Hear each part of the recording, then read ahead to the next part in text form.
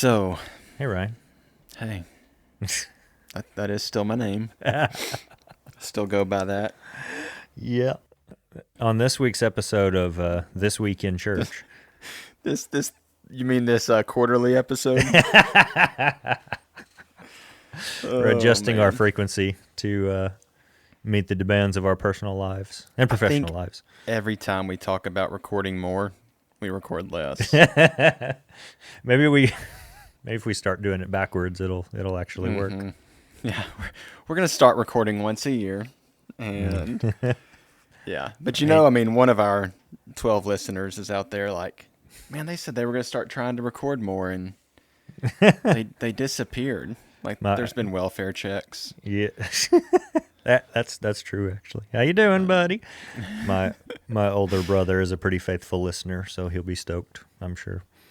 Hey, Unless we that's talk good. about something stupid, and then maybe less so. Well, that is always a possibility, but we aim to be a little more intellectual than stupid.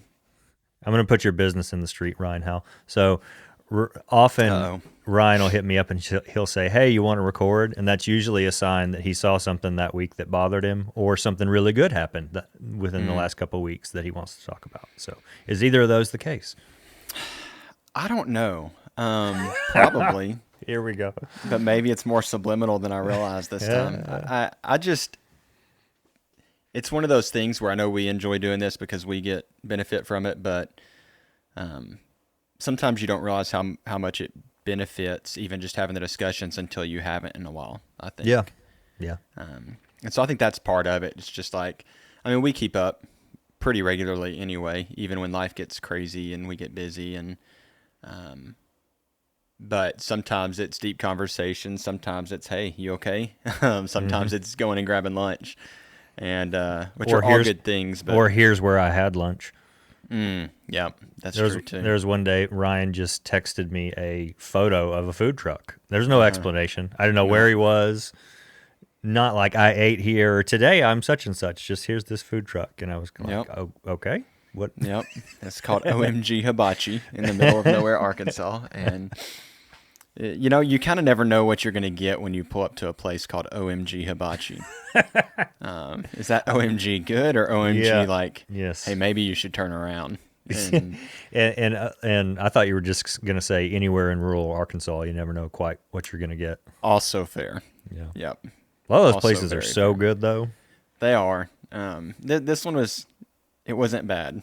It was not the best hibachi by any means, and not the best food truck hibachi I've ever had. But it was pretty good for having been on my feet all day and needing something good for lunch. So, And now that we're talking about food, it's all I can think about.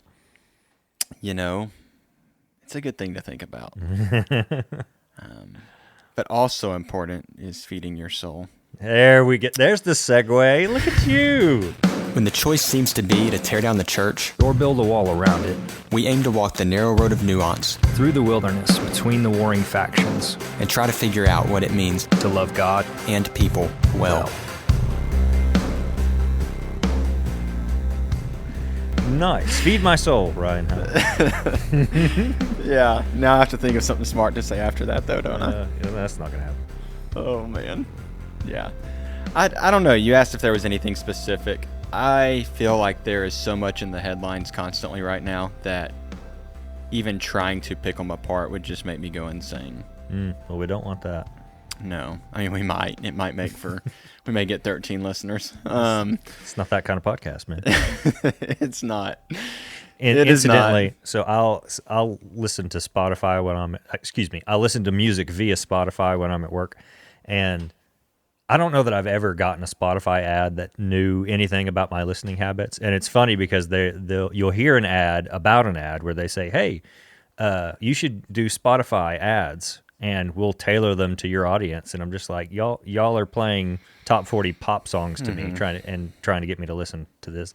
You obviously don't know anything about my preferences. And I've heard some ads on Spotify for podcasts, and I think to myself, why would anybody ever want to listen to this?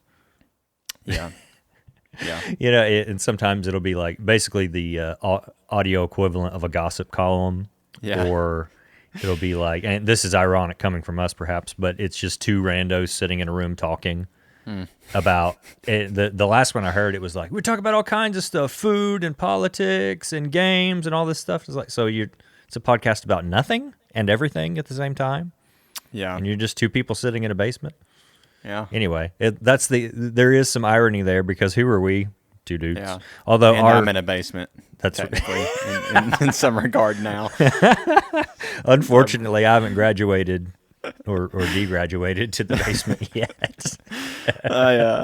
Yeah. I've now been moved to the basement, but So yeah, that's interesting. And I think, I mean, tell me if I'm wrong, but I think a lot of people, when they listen to something or throw on YouTube, are looking for something mindless so they can check out and escape yeah, for a little bit. Some, not all, I mean, there's also people looking for something to make them smarter or more successful or whatever. There's all sorts of things out there. yeah. Some of my coworkers are very successful at doing work learning, like kind of having a steady diet or a steady appetite of things that they read or watch or learn that actually gives them useful things to activate. And I'm finding that a struggle, to be honest with you. Just the stuff that we have so much going on, I find it hard to make time to then kind of work on my professional development. I guess the same is true of spiritual things, really, is that there's the stuff that you, quote, feel like you have to do. And then there's the kind of easy reach of, well, I'll just do this devotional or I'll listen to this podcast or whatever. But that isn't necessarily furthering your development either. I guess in the similar way that, yeah, you can skim this 3-minute article talking about SEO or marketing or whatever, but is that actually giving you principles that you can then apply or take with you? Do you experience this? Yeah.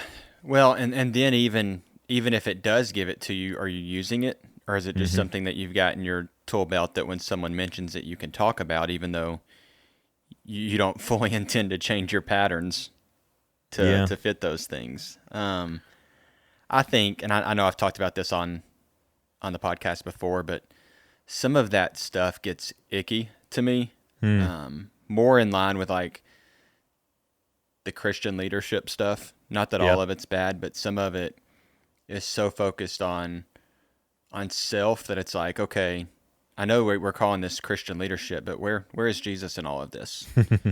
You know what I mean? Yeah. And that can be said for a lot of things. I have a bad habit. I'm trying to get better. A bad habit of just turning on YouTube at night, and trying to find something interesting to watch. And again, it's a mix of stupid stuff like, food reviews, and who knows what I'm going to come across. But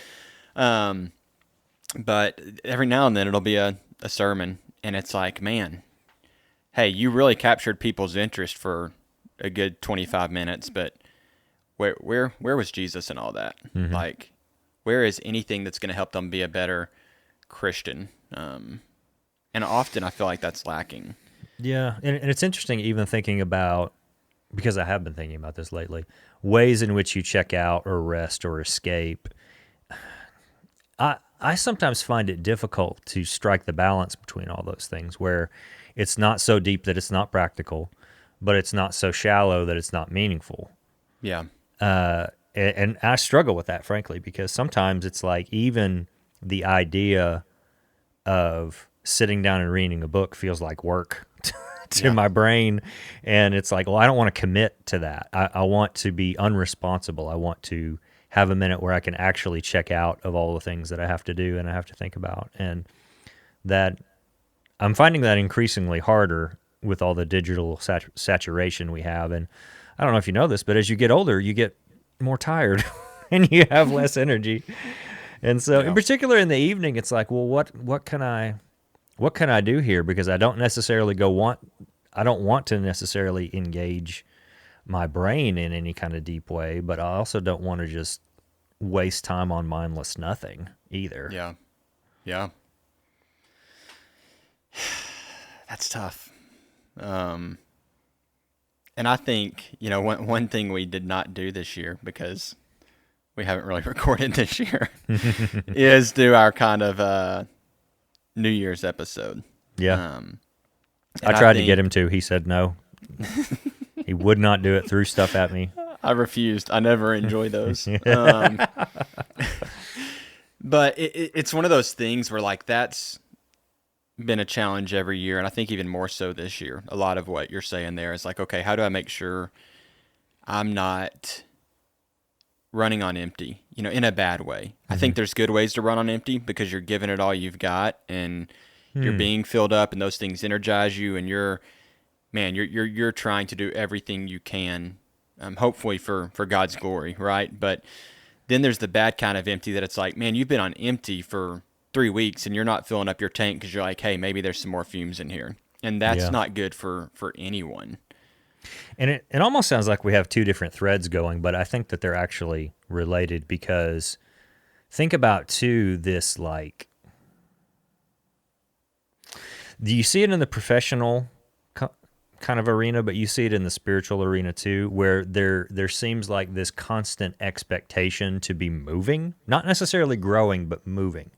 And movement is measured in number of podcasts you've listened to, or number of sermons you've listened to, or number of church things that you've done, or number of books that you've read, or number of sales you've made, whatever. Yeah. It's movement without progress sometimes if we're valuing the wrong things. And I think one of they're related but not the same. The one is like maybe self-imposed, not actually doing the things that give you life and put fuel back in your tank, and pushing beyond the level of fumes. But then the same thing kind of in these other ways too, where there's this external expectation to meet these goals or to meet to check these boxes.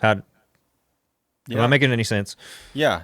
Well, and in the world, the professional side of that, the world's going to tell you if you rest, you're weak, right? Yeah. No, you just got to keep grinding, and I hate that word so much. What's ironic about that, though, is a lot of those same folks have no problem with, like, partying and carousing or vacationing. 100%, yeah. And it's weird because, like, on the one hand, it's fine to spend $8,000, $10,000 on this trip to the Maldives or whatever. Or, what's your monthly alcohol or club budget? Yeah. That's fine. But actual rest and recoup and disconnect and detox, or they'll do that, but then that turns into a blog post, or you see it on Instagram or whatever. I'm not saying any of those things are bad necessarily. It's just we've developed. But is that your purpose in it even? You know what I mean?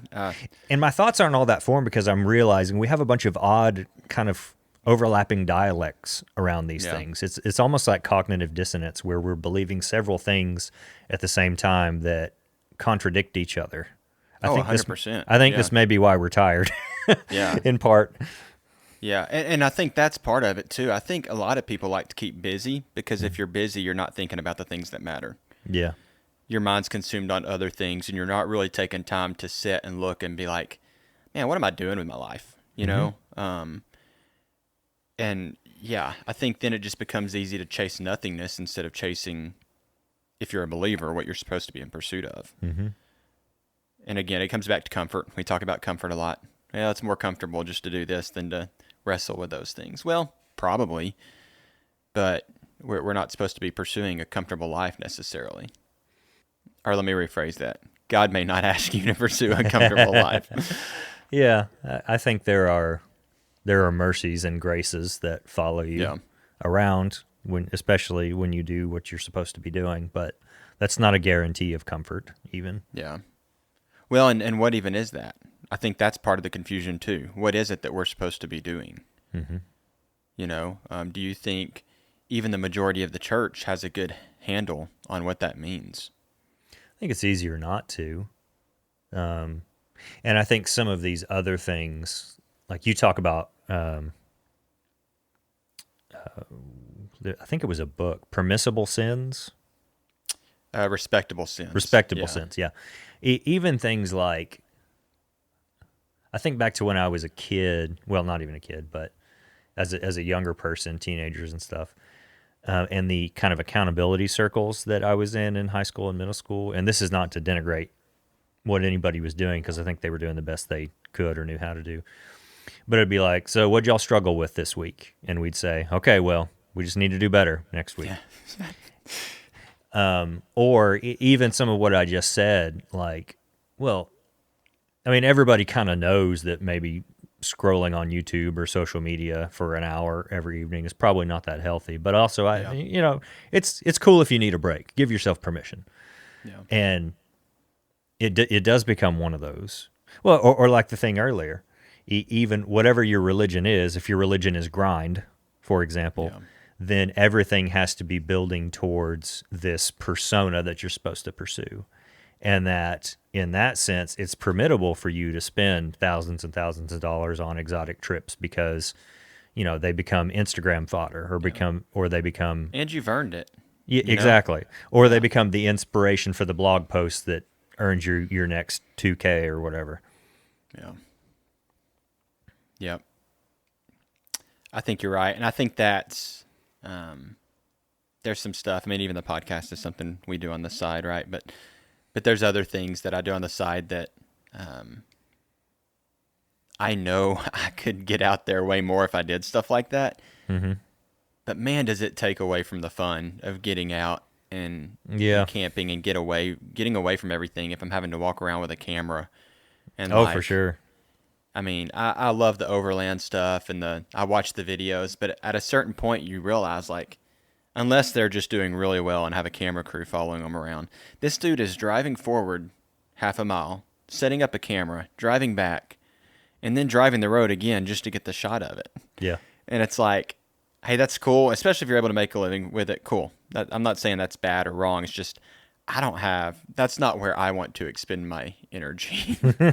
Yeah. I mean, I used to take my camera with me when I went on trips like that, and I enjoyed it at the time because there was no pressure. But now it's like, I don't even want to think about that. Yeah. And I'd probably get pictures I liked, but I just don't want the trammeling of it. Or even we both make music, and we've discussed it various times. Man, if I could just get my setup this way, whatever. Yeah. But I was thinking either yesterday or today, having made some improvements in my office area, desk equipment and stuff, and to make it easier to do that, it still is like, man, I used to just plug in and play, and as soon as I got something that I liked, that was it. And I didn't tweak it to death, and I didn't like get in my head about it or talk myself out of keeping it or take 3 years to finish one song. I didn't used to do that. I just did it because I liked it. Yeah. And it's like, how do I get back in the headspace? How do I recapture that? I guess, and thinking back to when we were younger and we just did things for the joy of it, even if it was work, and not worrying about the results and all that. I guess that's part of what this conversation is about, is kind of reclaiming joy and rest in a very noisy, demanding, in many ways, busy, loud world as people of faith, without burning ourselves out by just adding another thing that we have to do. And I'm saying this as somebody who has not figured this out. So if anyone knows, just shoot us an email. I don't know. Yeah, I think it's one of those things where even when you figure it out for one season, that may change. Yeah. I even, maybe against our better judgment, the kids have asked often about watching Lord of the Rings, and it's like, I don't know if y'all are ready for that. Like, it's intense. And finally, last night it was like, you know what? We have nothing going on. Let's give it a go. Mm-hmm. And oddly enough, the things that I felt like should scare them were not scary. And like the one scene of Bilbo kind of freaking out at Frodo for having the ring in his face, like that's what got him. Well, that gets everybody, man. Yeah, it does. But like that was the worst thing, and none of this other stuff, like freaking orcs or whatever. Yeah, no, they were just ugly looking. And it's like, okay, man, but like even just watching that and then taking the time afterward to be like, hey, let's talk about that. Like, there's some scary stuff, but we know this is not real life. I don't know if you knew that, Taylor. It's like a fantasy. I didn't. What are you talking about? Like talking through that and like hey, what can we pull from this? Like, what are some good things to learn to where this wasn't just, you know, zoning out for 3 hours to watch a cool movie.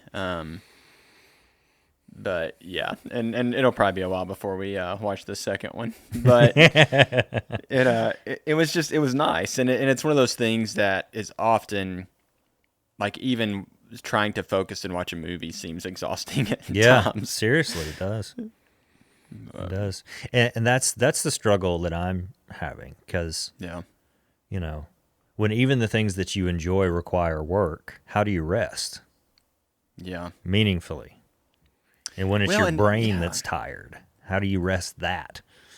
Because even I feel like that's a change. Not that I don't still like making music, but like in college, I went to class and I wrote music, and that was a lot of what I did, and it was just fun. Like it didn't seem like work. Now it's like seems like work a bit. It does. I did a little bit on a song I've been working on for 6 months yesterday, and it was tiring.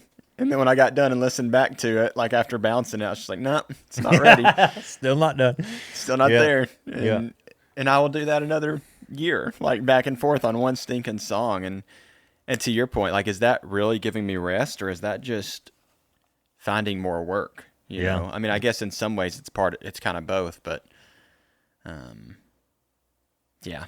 don't even know if that made sense. It did. Now. I was reading an article, a couple articles this week about musicians and producers and them talking about, we did that in about 30 minutes and then finished it off in 2 hours. And I'm just like, man, I hate you. Freaking A. I mean, part of it is that they had the time. That's, when that's your job, you can actually spend that long on it and not worry as much about how long you're taking. But even things like, I was reading an article earlier today while I was having lunch, and these folks were describing all the cool studio stuff that they do on their music and sending signals out through like guitar pedals and recording them back in. This is all stuff I like doing. Just like, man, that sounds awesome. But I know as soon as I get in there for the 30 minutes, I'm gonna be in there. Something's gonna break, or it's not gonna work. I'm not gonna be able to figure it out. I'm gonna get frustrated, and then I'm gonna go scroll on my phone again. Yep. Because that's easy. I don't have to work for that. And here's the thing. I think we equate scrolling to the phone as like, oh, I'm chilling for a minute. Mm-hmm. But it becomes such a drain on your time and attention. Like, if anyone does this, I'm not trying to be mean, but get better. 'Cause I'm sure I have something similar. But even Apple Watches now. I refuse to buy one at this point. I'll crack at some point maybe. But part of it's because it's hard to have a conversation with someone without them. The instant they feel that vibration, they're looking at their wrist. Yeah. And they're going to read the message, and then that's where their mind is. And so you just get these. I can be having a good conversation with someone, and then in an instant, it's like, oh, I lost you. And there was a time where I would just stop talking or start talking about something just absolutely ridiculous until the person was like, hold on, did you just say buffalo? Like, it's like that scene in Patch Adams where he's like, and if I lit my farts, I could get to the moon. And how does that make you feel, Daniel? Yeah, that's exactly. Yeah, because I mean, and it's that bad that, like, checking out that quickly and to that extent where you almost don't even realize you're still with another person having a conversation. Like, at least it's not important enough because someone else needs you. Not that there's not emergencies, not that there may be a reason, but for the most part, it's that instant, it's going to take you away for 30 seconds. And then maybe you'll get them back unless they feel like it's something they need to respond to quickly. And who knows, Yeah. That was a bit of a rant. So my apologies, but I think maybe part of what we're getting here is presence. Yeah. I think what we're responding to is the felt need to be present in a particular way other than what we are all the time. Or maybe not even other than what we are. So like whatever your station in life may be, whether you're a kid or a student or a young married person or a single person or a mother or a father, son, brother, grandfather, whatever. those are all things that require something of you. Sometimes require something of you over time, sometimes every minute that you're awake and more. And it is attractive, isn't it? The idea that, hey, I don't have to be present for a few minutes when presence becomes exhausting. Maybe because we are over-presenting. I don't know. Yeah. It forces you to ask the question of like, maybe I am trying to be present for too many things. Or maybe life is really just that crazy right now and that the demands are greater. Yeah. Like we talked about earlier, there's going to be seasons like that.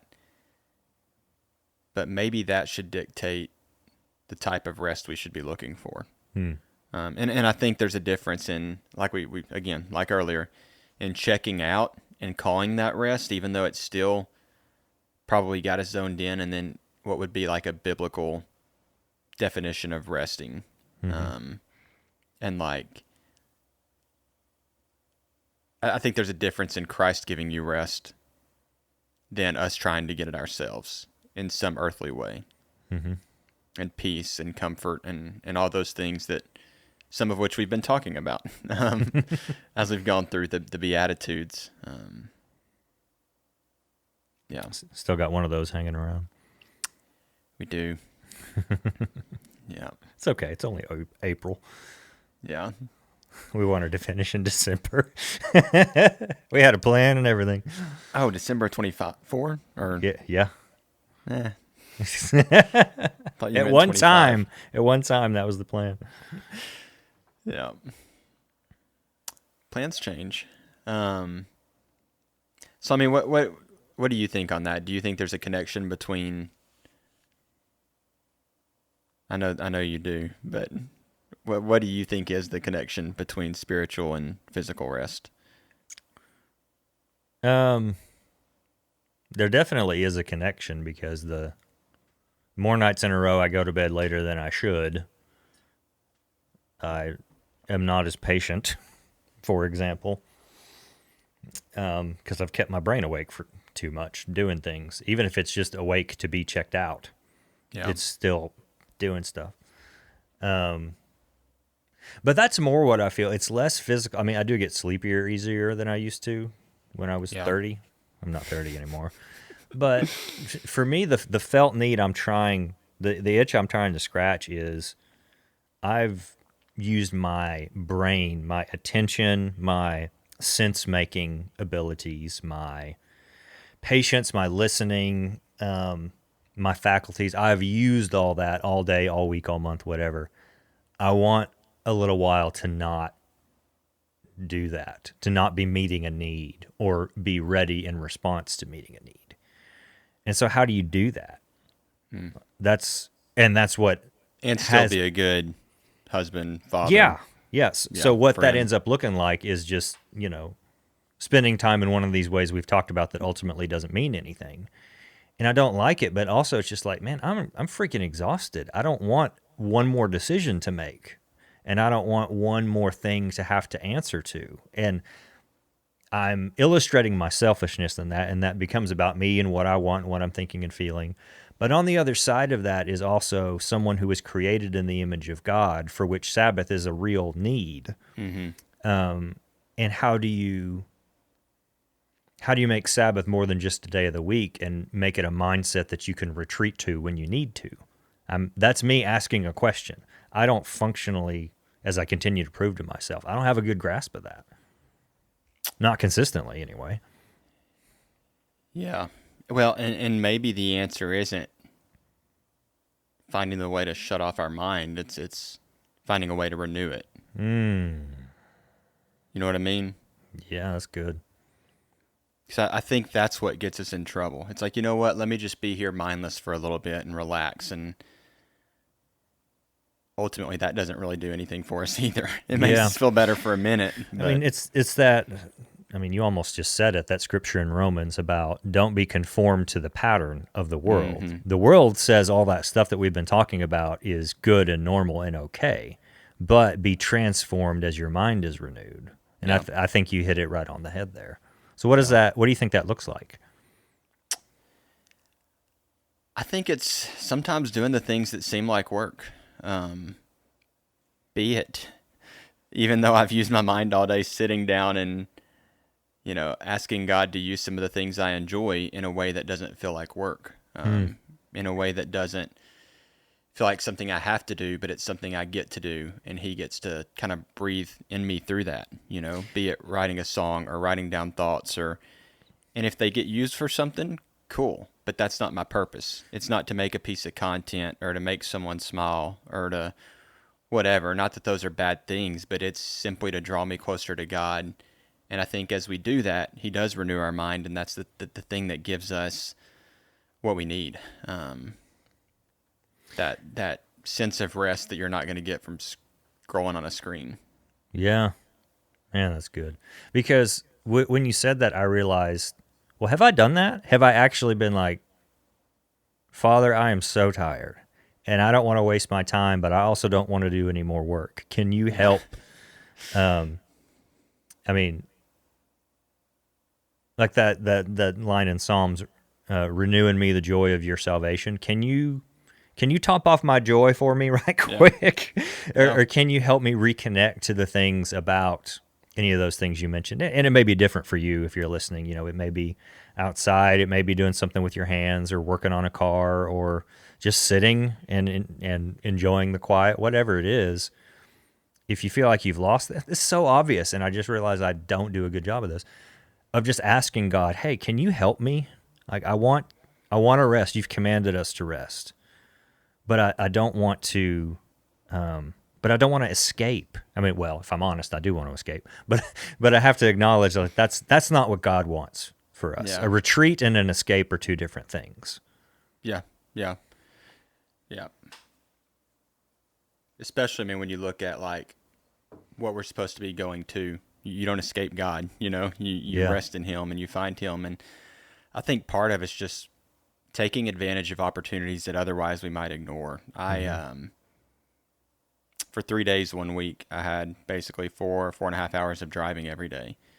And often, more often than not, I'll just take advantage of silence, but it'll be podcast the whole time or calling someone and there was a podcast that I really wanted to listen to, and I did. It was one our pastor had mentioned to me, and I can't think of the guy's name. I bought the book. He just wrote Joyful Outsiders, Patrick something, I think, or something Patrick, maybe. But he had gone on Theology in the Raw, and there was a really good conversation just about kind of Christianity and where it's at and kind of what young people are looking for. And it was a great podcast, but, I knew I was going to listen to that for an hour, and then the next hour that morning at 4 a.m. or when I had to get up to go, but I was just going to spend time in prayer while I was driving. It's kind of hard to do with your eyes closed, but but I did not do that. But it was different because I don't know the last time I sat for an hour and prayed. And I say sit, obviously I was doing something, but it's like, okay, I can sit here and have mindless thoughts, or I can ask God to be with me, to be with the people in my life, to pray over the things that I know need prayer, people in the church, people in my family. And it's crazy how starting your day that way, even after waking up early and feeling exhausted, kind of fills you up and puts you in a different mindset. Now, have I done that since for an hour? No, I haven't. So I will admit that it's not like, hey, look at me. It's like I did this once. But it's just a different kind of rest. And I think sometimes, at least if you're at home and there's things to do, like sitting for an hour seems impossible. Yeah. But knowing like, hey, I'm driving and this is time that I can waste or I can use in this way. Those are the kind of opportunities I'm looking for, if that makes sense. Yeah. Well, and I think you hit the nail on the head earlier when you said, basically, have we asked God to help us rest? Yeah. And that's really the starting point, is to just be like, guide me to the things. I mean, it's Psalm 23, isn't it? He leads me to green pastures, and he leads me beside still waters. He leads me to those places, right? Which means that if he's leading me, I wouldn't have found them on my own. I was off in the valley of the shadow a minute ago, and he had to come draw me out. And so that's, as you say, it's a different kind of rest, the kind of rest that God leads us to. Yeah. Yeah. Now, I don't think we do that without admitting that we're weary and burdened and all the things.